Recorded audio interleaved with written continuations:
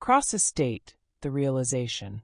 Back in the Cross Estate, it sat in its usual hush, all marble silence and curated order. Vivi's absence hadn't raised any alarms. Mr. Cross assumed she was spending the weekend at a friend's home, as she often did. Besides, he trusted the routine, and his daughter, as much as one could trust someone who wore defiance like perfume. But that illusion of calm cracked late Saturday morning. The housekeeper, Anna, quickly put coffee in the Cross study room. Then Mr. Cross asked her why she was in such a rush. "Sir, Vivian just texted me. She forgot something, an invitation. She asked me to send a photo of that fashion invitation." Mr. Cross asked, "What fashion invitation?" Dorian Fox happened to be there, summoned for a casual catch-up, the kind that masked deeper concerns Mr. Cross wouldn't admit aloud. The godfather-turned-private investigator sipped his espresso quietly, until Anna handed him the invitation. The invitation was elegant, embossed with the golden seal of Milan, but the note inside stopped Dorian cold. A handwritten note on the corner. One single curling letter. M. His voice sharpened. Where did she say she was? Mr. Cross looked up, vaguely annoyed.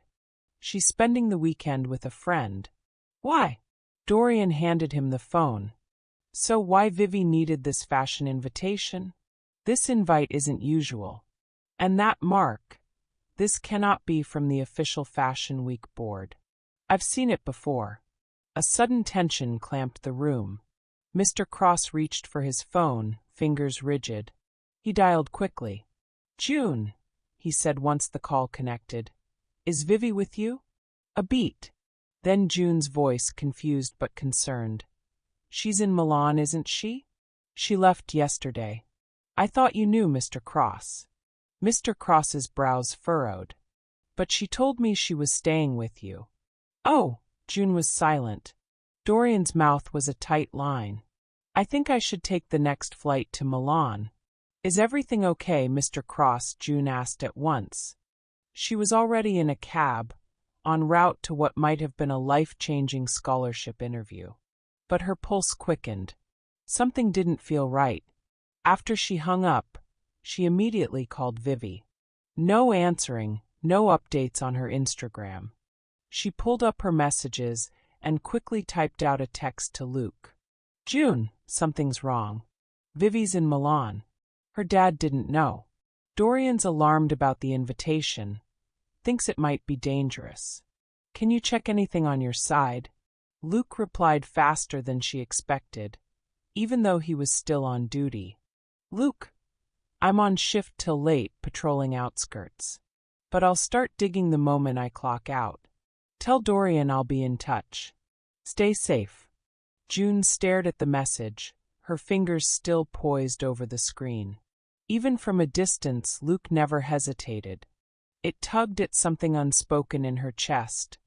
Comfort, maybe, or guilt that he was always the first one she called when things got messy. "June, thanks, Luke. I'll owe you for this one." "Luke, you already do." His text ended with a little smirk emoji, but she knew him well enough to read the worry beneath it. Somewhere in Milan, Vivi thought she had just pulled off a daring little secret. But the real drama was only beginning. In the quiet corridors of the Cross Estate, Dorian Fox stood frozen in the study. The photo on Mr. Cross's phone glared back at him. A snapshot of the Milan Fashion Week invitation Vivi had left behind. Hand-delivered. No return address. A curling M scrawled in metallic gold ink at the bottom. "This isn't from the event committee," Dorian said grimly, placing the phone down. "This could be bait." Mr. Cross's expression darkened. "She told the maid she was staying at a friend's. I assumed." "You assumed your daughter would lie low?" Dorian cut in, trying to keep calm. "Have you met her?" He turned sharply, pulling out his own phone. "We need to find her. Now!" June stood at her bedroom mirror, her scholarship interview outfit still perfectly pressed on the hanger behind her. She wasn't going to make it, not after what Mr. Cross had told her on the phone. She felt the guilt that she didn't help her best friend convincing her dad to let his daughter pursue her dream. She even said that he would get over it. She glanced at her laptop, still open with the abandoned thesis deadline blinking in red. She'd already emailed her professor, vague explanation, some nonsense about a family emergency. But really, this was her calling. It felt like something out of the crime thrillers she adored. Only it was real. And Vivi needed her. Vivi wasn't at a friend's house. She was in Milan. Alone. And worse, she might be in real danger. She shoved another sweater into her suitcase and zipped it shut. Her phone buzzed. Dorian. Dorian. Just bought the next flight out. It's not direct, but it'll get us there. June tapped back quickly. June, sure. We'll meet at the airport. I'll text Luke to keep checking in. James, her younger brother, peeked into her room with a bowl of cereal. You're going somewhere? June nodded, cramming socks into her backpack. Italy. He blinked. Like now? Like 3 hours ago, she muttered, stuffing in a field notebook and her lucky pen. James paused. Is this about your friend who posts those insane outfit photos? June froze for half a second, then gave him a soft smile. Yeah, but she's more than that, and she might be in trouble. He just said, Wow, my sister is cooler than I think. By the time she met Dorian at the airport gate, they were already in mission mode. I can't believe she went without telling anyone, June said as they rolled their luggage toward the gate. Now she's in Milan with some shady invitation from someone named M. June's eyes narrowed. Who would sign something with an M? She pulled out her phone. I texted Luke. He's still on patrol but said he'll look into the sender of the invite. Good, Dorian muttered. June continued, because if this fashion guy turns out to be sketchy, I swear. Dorian smirked. Let's just get to Milan and bring our girl back in one piece. Their gate was ready to board. They shared a quick look, tired, anxious, but fierce with purpose. This wasn't how they planned their weekend, especially when one of you walks into trouble wearing couture. As they were boarding, June was fidgeting with the strap of her backpack. Something was nagging at her, something she couldn't quite place. Then it hit her. Sebastian. She turned to Dorian. Wait, I remember that guy Vivi mentioned. The one who got her the Fashion Week pass. June trying to recall. Yeah, she talked about him a few times. She even got that invitation from him at that rooftop cafe. I thought he was just some fashion friend. June's eyes narrowed. Actually, he was more than that.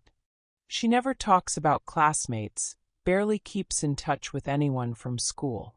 But this Sebastian? She seems to be very friendly with him. Dorian frowned. Do we know his last name? June sighed. No, that's the problem. We don't even know if he's real. For all we know, someone could have made up the name and baited her with a fake invitation.